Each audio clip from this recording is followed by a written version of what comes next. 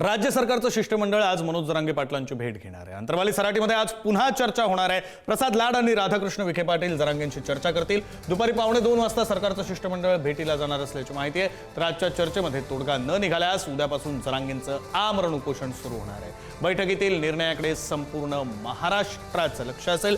मराठा आरक्षणाच्या प्रलंबित मागण्या पूर्ण न झाल्याने मनोज जरांगे पाटील यांनी आगामी उपोषणाचा इशारा दिला। या पार्श्वभूमीवर आज दुपारी 1:15 वाजता राज्य सरकारचं शिष्टमंडळ अंतरवाली सराटीमध्ये त्यांची भेट घेणार आहे आणि या शिष्टमंडळामध्ये राधाकृष्ण विखे पाटील आणि प्रसाद लाड यांचा समावेश आहे।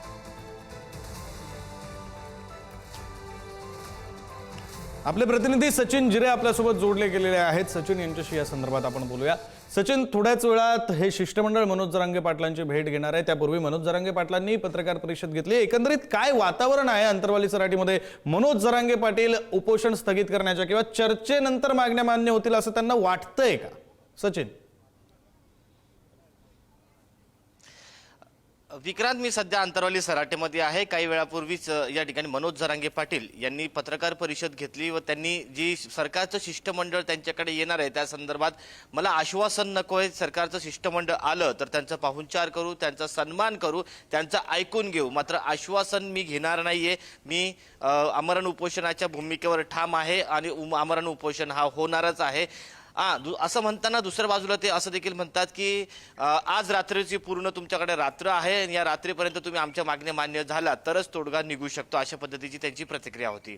अन्यथा ते आपल्या भूमिकेवर ठाम आहे। आता जे सरकारचं शिष्टमंडळ आहे त्यामध्ये राधाकृष्ण विखे पाटील आणि प्रसाद लाड हे छत्रपती संभाजीनगर शहरामध्ये पोहोचलेले आहेत आणि थोड्याच वेळात ते विभागीय आयुक्त कार्यालयामध्ये जाणार आहेत। तिथे विभागीय आयुक्तांशी ते या संदर्भात चर्चा करणार आहे। मागे गेल्या वेळेस आपण पाहिलं की पत्रकार परिषदेमध्ये मनोज जरांगे पाटील यांनी प्रमाणपत्रे दिली जात नसल्याची खंत व्यक्त केली होती। त्या अनुषंगाने कुठेतरी मराठवाड्यामधले मराठा समाजाला कुणबी प्रमाणपत्र वाटप संदर्भातला आढावा या ठिकाणी हैदराबाद गॅजेट असेल किंवा इतर जे विषय त्याचा आढावा घेण्यासाठी हे दोन्ही नेते आता संभाजीनगरच्या विभागीय आयुक्त कार्यालयात जाणार आहे। तिथं आढावा घेतल्यानंतर ते आढावा बैठक संपल्यानंतर ते मग अंतरवाली सराटीकडे येणार आहे। अंतरवाली सराटीमध्ये साधारणतः 2 ते 2:30 वाजेच्या दरम्यान ते पोहोचतील अशा पद्धतीची शक्यता आहे। त्यानंतर ही चर्चा होणार आहे। या चर्चेमध्ये तोडगा निघतो का, या चर्चेमध्ये काय नेमकं हे दोन्ही नेते प्रपोजल मनोज जरांगे पाटील यांच्या समोर ठेवतात आणि मनोज जरांगे पाटील ते मान्य करतात का हे पाहणं महत्त्वाचं राहणार आहे। मात्र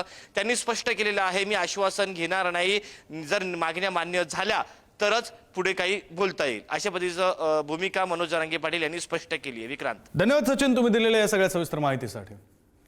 तर जालन्याचे उपविभागीय पोलीस अधिकारी मनोज जरांगे पाटलांच्या भेटीला गेले। जरांगे पाटलांच्या भेटीला शिष्टमंडळ येणार असल्यानं बंदोबस्त तैनात करण्यात आलाय। उपविभागीय पोलीस अधिकाऱ्यांसह बदनापूर आणि गोंदी पोलीस ठाण्याचे पोलीस अधिकारी आणि कर्मचारी सुद्धा उपस्थित आहेत। उपविभागीय पोलीस अधिकारी परमेश्वर धुमाळ यांनी मनोज जरांगे पाटील यांच्याशी नेहमीप्रमाणे भेट घेऊन आंदोलनाच्या पार्श्वभूमीवर चर्चा केली आहे।